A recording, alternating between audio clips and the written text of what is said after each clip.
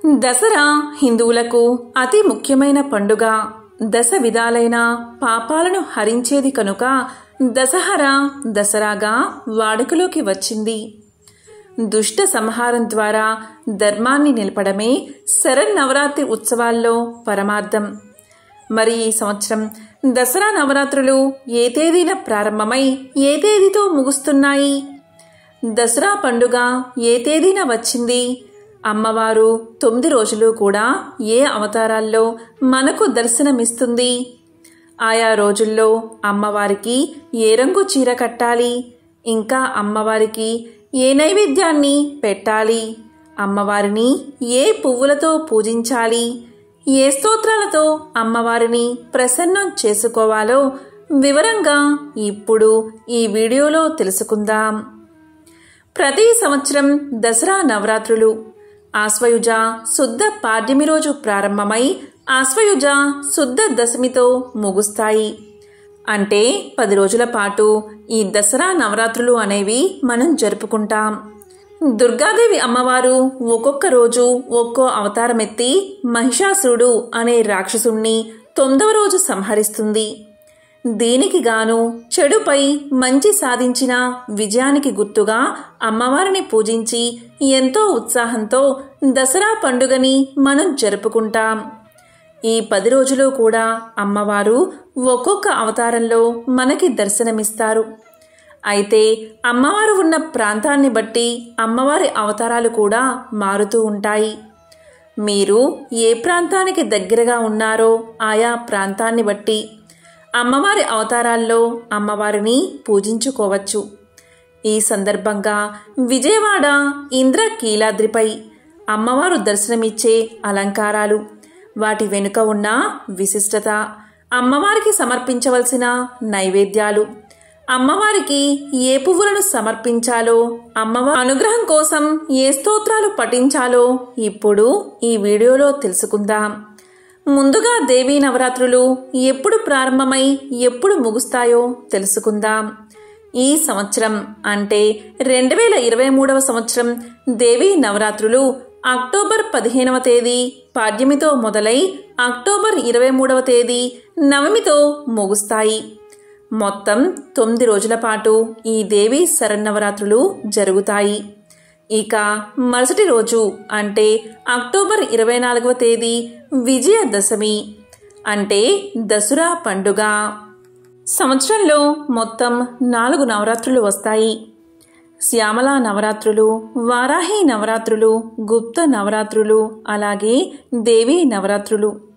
ఒక్కొక్క మాసంలో మనకి ఒక్కొక్క నవరాత్రులు వస్తాయి. ఇప్పుడు ఆశ్వయుజ మాసంలో వచ్చేటటువంటి నవరాత్రులు దేవీ శరన్నవరాత్రులు. ఈ నవరాత్రుల్లో ప్రత్యేకంగా మనం దుర్గాదేవిని ఆరాధిస్తాం. విజయవాడ ఇంద్రకీలాద్రిపై కొలువై ఉన్న కనకదుర్గమ్మ ఏ అలంకరణలో ఉంటారో ఆ అలంకార రూపంలో ప్రతి ఒక్కరూ అమ్మవారిని ఆరాధిస్తాం. ఇలా కుదరని పక్షంలో అమ్మవారి యొక్క అసలైన రూపాలు అంటే నవదుర్గల రూపంలో అమ్మవారిని ఆరాధించవచ్చు.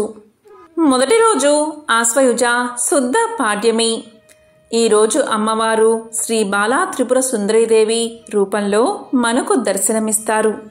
ఈ రోజు అమ్మవారికి లేత గులాబీ రంగు చీరను కడతారు.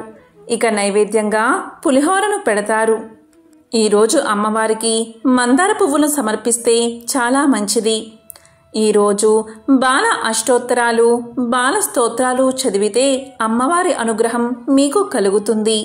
ఈరోజు తప్పకుండా జపించవలసిన మంత్రం ఏంటి అంటే ఐం క్లీం సౌం సౌం క్లీం ఐం నమః. ఓం శ్రీ బాల త్రిపుర సుందరి దేవ్యై నమః. ఈ మంత్రాల్ని జపిస్తే అమ్మవారి అనుగ్రహం మీకు కలుగుతుంది. ఇక మొదటి రోజు కలశ స్థాపన చేయడానికి అలాగే అఖండ దీపాన్ని వెలిగించడానికి పూజా సమయం వచ్చేసి ఉదయం 6:34 నుంచి 7:49 వరకు అనువైన సమయం. ఈ సమయంలో కుదరని వారు ఉదయం 9:01 నుంచి సాయంత్రం 11:58 వరకు అనువైన సమయం.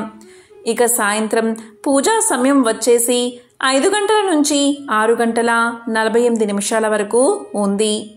బాల త్రిపుర సుందరీదేవి అంటే త్రిపురుని భార్య త్రిపుర సుందరీదేవి అంటే ఈశ్వరుడి భార్య అయిన గౌరీదేవి అని అర్థం. మనస్సు, బుద్ధి, చిత్తం, అహంకారం త్రిపుర సుందరీదేవి అధీనంలోనే ఉంటాయి. అభయహస్త ముద్రతో అక్షమాల ధరించిన ఈమెను ఆరాధిస్తే మనోవికారాలు తొలగిపోతాయి, సంతోషం కలుగుతుంది. ఈమె శ్రీచక్రంలోని త్రిపురాత్రయంలో మొదటి దేవత. షోడశ విద్యకు ఈమె అధిష్టాన దేవత. కాబట్టి ఉపాసకులు త్రిపుర సుందరీదేవి అనుగ్రహం కోసం బాలార్చన చేస్తారు. ఈరోజు 2 నుంచి 10 ఏళ్లలోపు బాలికలను అమ్మవారి స్వరూపంగా పూజ చేసి కొత్త బట్టలు పెడతారు. ఈరోజు నవదుర్గల్లో ఒకటైన శైలపుత్రి దుర్గాదేవిని ఆరాధిస్తారు. ఈ సంవత్సరం అంటే 2023వ సంవత్సరం స్వర్ణ కవచాలంకృత దుర్గాదేవి అవతారమైతే లేదు. అమ్మవారు ఈ సంవత్సరం శ్రీ చండీదేవి అలంకారంలో మనకి దర్శనమిస్తారు. ఇక 2వ రోజు అంటే ఆశ్వయుజ శుద్ధ విద్య రోజు అమ్మవారు శ్రీ గాయత్రీదేవి రూపంలో మనకు దర్శనమిస్తారు. ఈరోజు కాషాయం లేదా నారింజ రంగు చీరను అమ్మవారికి కడతారు. ఇక అమ్మవారికి కొబ్బరి అన్నాన్ని అలాగే కొబ్బరి పాయసాన్ని నైవేద్యంగా సమర్పిస్తారు. ఈరోజు అమ్మవారిని తామర పువ్వులతో కానీ కలువ పువ్వులతో కానీ పూజిస్తే చాలా మంచిది. ఇక ఈరోజు గాయత్రి మంత్రాన్ని కానీ గాయత్రి కవచాన్ని కానీ పఠిస్తే అమ్మవారి యొక్క అనుగ్రహం మీకు కలుగుతుంది.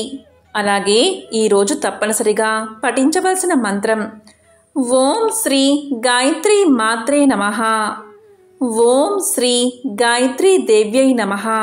ఈ మంత్రాలను పఠిస్తే అమ్మవారి యొక్క పరిపూర్ణ అనుగ్రహం మీకు కలుగుతుంది. సకల వేద స్వరూపం గాయత్రీదేవి. అన్ని మంత్రాలకు మూలశక్తి ఆ మాత.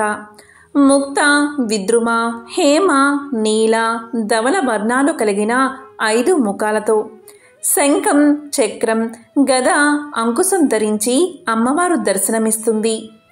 ఆది శంకరులు గాయత్రీదేవిని అనంత శక్తి స్వరూపంగా అర్చించారు.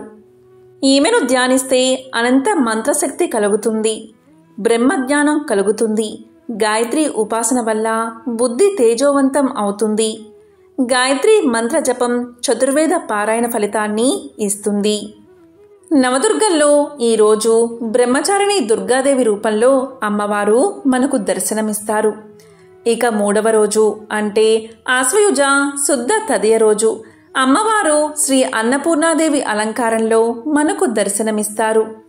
ఈరోజు అమ్మవారు గంధపు రంగు లేక పసుపు రంగు చీరతో కనిపిస్తారు. ఈరోజు క్షీరాన్నం, దద్దోజనం, గారెలు అమ్మవారికి నైవేద్యంగా సమర్పిస్తారు. ఈరోజు అమ్మవారిని మల్లె పువ్వులతో పూజిస్తే చాలా మంచిది. ఇక తప్పకుండా జపించాల్సిన మంత్రం ఏంటి అంటే హ్రీం శ్రీం క్లీం అన్నపూర్ణాయై నమః. ఈ మంత్రాన్ని జపిస్తే అమ్మవారి యొక్క సంపూర్ణ అనుగ్రహం మీకు కలుగుతుంది. ఇక ఈరోజు అన్నపూర్ణాష్టకాన్ని తప్పనిసరిగా పఠించాలి. సకల ప్రాణికోటికి జీవనాధారం అన్నం. అందుకే అన్నం పరబ్రహ్మ స్వరూపమంటారు. ఈ రూపంలో అమ్మ అన్నపాత్రను ధరించి దర్శనమిస్తుంది. ఆది భిక్షువైన ఈశ్వరుడికే భిక్ష పెట్టిన దేవత అన్నపూర్ణాదేవి. ఈమెను ధ్యానిస్తే మేధాశక్తి వృద్ధి చెందుతుంది. మధుర భాషణం, సమయస్ఫూర్తి, వాక్సిద్ధి, శుద్ధి, భక్తి, శ్రద్ధలు, ఐశ్వర్యం కలుగుతాయి. మానవుణ్ణి సకల సంపూర్ణుడిగా ఈ దేవి అనుగ్రహిస్తుంది.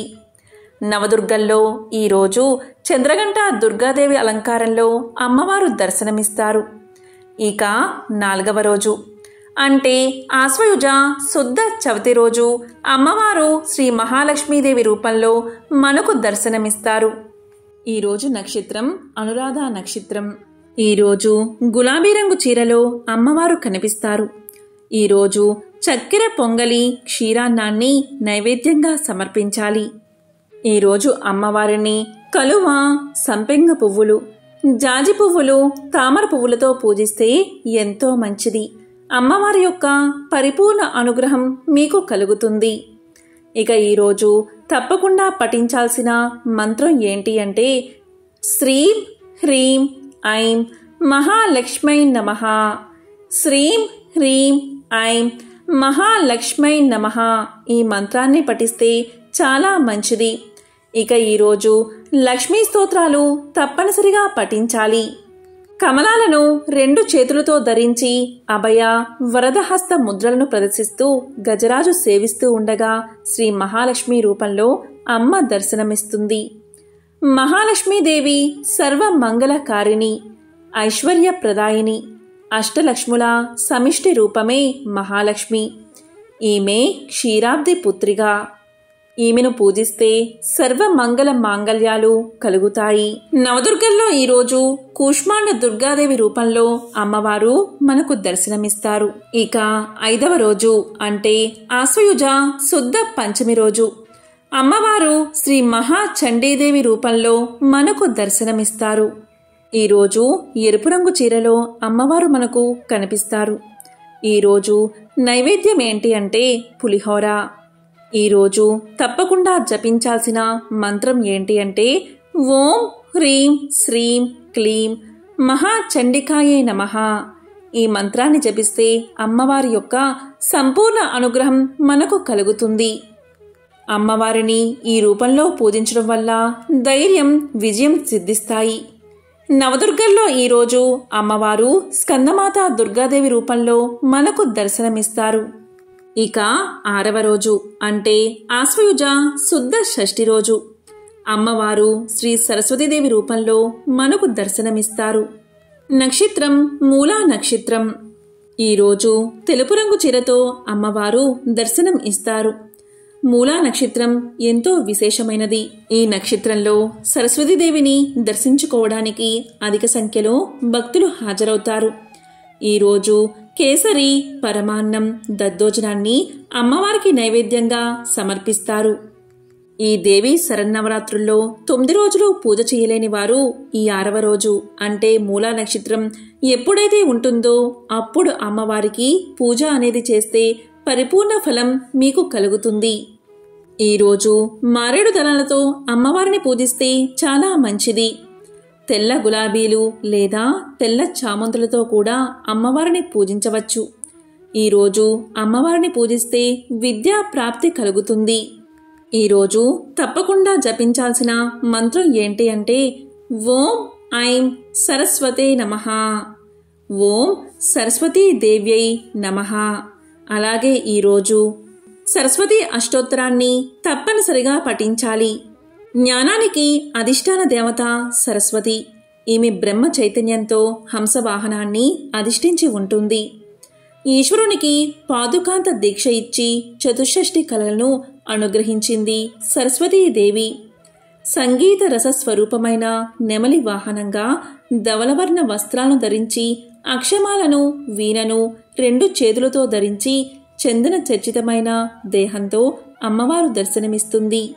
ఈమెను ఆరాధిస్తే అజ్ఞానాంధకారం తొలగిపోతుంది, బుద్ధి వికాసం జరుగుతుంది. త్రిశక్తి స్వరూపాలలో ఈ అమ్మ 3వ శక్తి. నవదుర్గల్లో ఈరోజు అమ్మవారు కాత్యాయని దుర్గాదేవి రూపంలో మనకు దర్శనమిస్తారు. ఇక 7వ రోజు ఆశ్వయుజ శుద్ధ సప్తమి. ఈరోజు అమ్మవారు శ్రీ లలితా త్రిపుర సుందరీదేవి రూపంలో మనకు దర్శనమిస్తారు. ఈరోజు కుంకుమ రంగు చీరను అమ్మవారికి కడతారు. ఈరోజు నైవేద్యంగా దద్దోజనం, క్షీరాన్నం పెడతారు. ఈరోజు అమ్మవారిని గులాబీ పువ్వులతో పూజిస్తే చాలా మంచిది. అమ్మవారి యొక్క పరిపూర్ణ అనుగ్రహం మీకు కలుగుతుంది. ఈరోజు తప్పకుండా పఠించాల్సిన మంత్రం ఏంటి అంటే ఓం ఐం హ్రీం శ్రీం శ్రీమాత్రే నమః. ఈ మంత్రాన్ని పఠిస్తే అమ్మవారి యొక్క పరిపూర్ణ అనుగ్రహం మీకు కలుగుతుంది. అలాగే ఈరోజు లలితా సహస్రనామాలను తప్పనిసరిగా పఠించాలి. నవదుర్గల్లో ఈరోజు అమ్మవారు కాలరాత్రి దుర్గాదేవిగా మనకు దర్శనమిస్తారు. ఇక 8వ రోజు అంటే ఆశ్వయుజ శుద్ధ అష్టమి రోజు అమ్మవారు దుర్గాదేవి రూపంలో మనకు దర్శనమిస్తారు. ఈరోజు ఎరుపు రంగు చీరను అమ్మవారికి కడతారు. నైవేద్యంగా కదంబం, సాకాన్నం పెడతారు. ఈరోజు ఎర్రటి పువ్వులతో అమ్మవారిని పూజిస్తే అమ్మవారి యొక్క పరిపూర్ణ అనుగ్రహం మనకు లభిస్తుంది. ఈరోజు జపించాల్సిన మంత్రం ఏంటి అంటే ఓం దుర్గా దేవియై నమః, ఓం దుర్గాయై నమః, ఓం దుం దుర్గాయై నమః. ఈరోజు తప్పనిసరిగా దుర్గా స్తోత్రాలు అష్టోత్తరాలు పఠించాలి. దుర్గతులను నివారించే మహాశక్తి స్వరూపంగా అమ్మవారు నవరాత్రుల్లో అష్టమి తిథిలో దర్శనమిస్తుంది. ఈ అవతారంలోనే అమ్మ దుర్గముడు అని రాక్షసుణ్ణి సంహరించినట్లు పురాణాలు చెబుతున్నాయి. పంచ ప్రకృతి మహాస్వరూపాల్లో దుర్గారూపం మొదటిది. భవబంధాల్లో చిక్కుకున్న మానవులను ఈ మాత అనుగ్రహించి మోక్షాన్ని ప్రసాదిస్తుంది. ఈమెను పూజిస్తే శత్రుబాధలు నశిస్తాయి, విజయం కలుగుతుంది. నవదుర్గల్లో ఈరోజు మహాగౌరీ దుర్గాదేవిగా అమ్మవారు మనకు దర్శనం ఇస్తుంది. ఇక 9వ రోజు అంటే ఆశ్వయుజ శుద్ధ నవమి రోజు అమ్మవారు ఉదయం శ్రీ మహిషాసుర మర్దిని రూపంలో దర్శనమిస్తుంది. మధ్యాహ్నం శ్రీ రాజరాజేశ్వరీదేవిగా అమ్మవారు మనకు దర్శనం ఇస్తుంది. ఉదయం మహిషాసుర మర్దినీదేవి ముదురు ఎరుపు రంగు చీరతో మనకు దర్శనమిస్తుంది. అమ్మవారికి చక్కెర పొంగలిని నైవేద్యంగా పెడతారు. ఈరోజు అమ్మవారిని నీలిరంగు పువ్వులు అలాగే శంకు పువ్వులతో పూజిస్తే చాలా మంచిది. అమ్మవారి యొక్క పరిపూర్ణ అనుగ్రహం మనకు లభిస్తుంది. ఈరోజు తప్పనిసరిగా మహిషాసుర మర్దిని స్తోత్రాలను పఠించాలి. దేవి యొక్క 9 అవతారాలలో అత్యంత ఉగ్రరూపం ఈ మహిషాసుర మర్దినీదేవి. ఆశ్వయుజ శుద్ధ నవమి రోజున అమ్మ మహిషాసుర మర్దినిగా అవతరించి దుష్ట శిక్షణ శిష్ట రక్షణ చేసింది. ఈ అమ్మవారిని పూజిస్తే శత్రుభయం తొలగిపోయి సకల విజయాలు కలుగుతాయి. ఈ అమ్మను పూజిస్తే సకల దేవతలను పూజించిన ఫలితం లభిస్తుంది. ఇక ఈరోజు మధ్యాహ్నం అమ్మవారు శ్రీ రాజరాజేశ్వరీదేవిగా మనకు దర్శనమిస్తుంది. ఈ రూపంలో అమ్మవారు ఆకుపచ్చ రంగు చీరలో దర్శనమిస్తారు. అమ్మవారికి పులిహోర, లడ్డూలు, బూరెలు, గారెలు, అన్నం నైవేద్యంగా పెడతారు. రాజరాజేశ్వరీదేవిని సుగంధభరితమైన పువ్వులతో పూజిస్తే అమ్మవారి యొక్క పరిపూర్ణ అనుగ్రహం మనకు లభిస్తుంది. ఈరోజు తప్పనిసరిగా రాజరాజేశ్వరి అష్టకాన్ని పఠించాలి. అలాగే ఈరోజు ఓం హ్రీం రాజరాజేశ్వరి మాత్రే నమః అనే మంత్రాన్ని పఠిస్తే అమ్మవారి ఆశీస్సులు మనకు లభిస్తాయి. శరన్నవరాత్రుల్లో అమ్మవారి అలంకారాలలో చివరి రూపం శ్రీ రాజరాజేశ్వరీదేవి. సకల భువన బ్రహ్మాండాలకు రాజరాజేశ్వరీదేవి ఆరాధ్య దేవత. మహా త్రిపుర సుందరిగా ఈ దేవత త్రిపురాత్రయంలో పూజలు అందుకుంటుంది. ఈరోజు సువాసిని పూజ చేస్తారు. ఈ అమ్మను ఆరాధిస్తే సకల అభీష్టాలు నెరవేరతాయి. దేవి శరన్నవరాత్రుల్లో 9 రోజులు పూజ చేయలేని వారు చివరి 3 రోజులైనా పూజ చేయవచ్చు. అది కూడా కుదరని వారు చివరి 2 రోజులు లేదా దసరా రోజైనా అమ్మవారిని పూజిస్తే చాలు. ఆ అమ్మ యొక్క పరిపూర్ణ అనుగ్రహం మీకు కలుగుతుంది. అమ్మవారి ఆశీస్సుల వల్ల మీరు మీ కుటుంబ సభ్యులు పరిపూర్ణ ఆరోగ్యంతో అష్ట ఐశ్వర్యాలు కలిగి సుఖంగా జీవిస్తారు. ఓం శ్రీ మాత్రే నమః.